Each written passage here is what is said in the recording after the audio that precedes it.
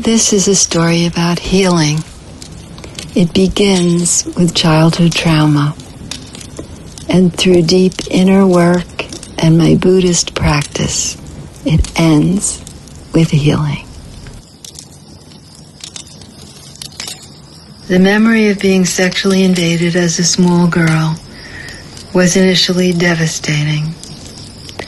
The abuse was so institutionalized and normalized within the extended family that you couldn't call it into question. You couldn't even name it. It was devastating, and yet it became over time, like the grain of sand in the body of the oyster, a source of beauty, unexpected and miraculous.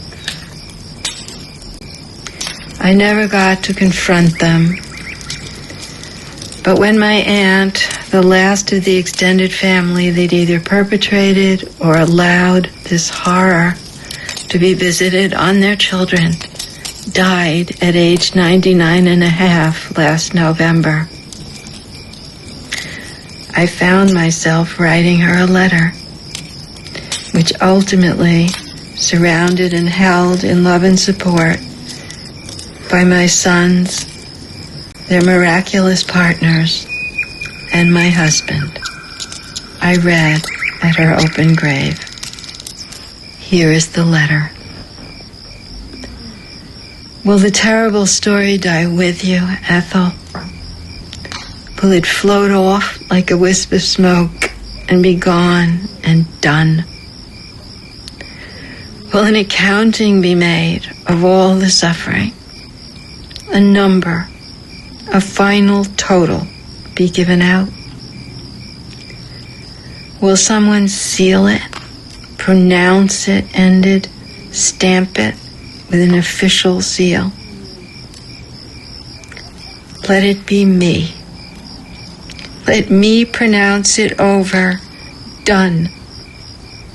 May such unutterable despair and unnecessary, ultimately suffering, never visit us or anyone again. I wanted to have nothing to do with it, keep myself apart, separate, untouched.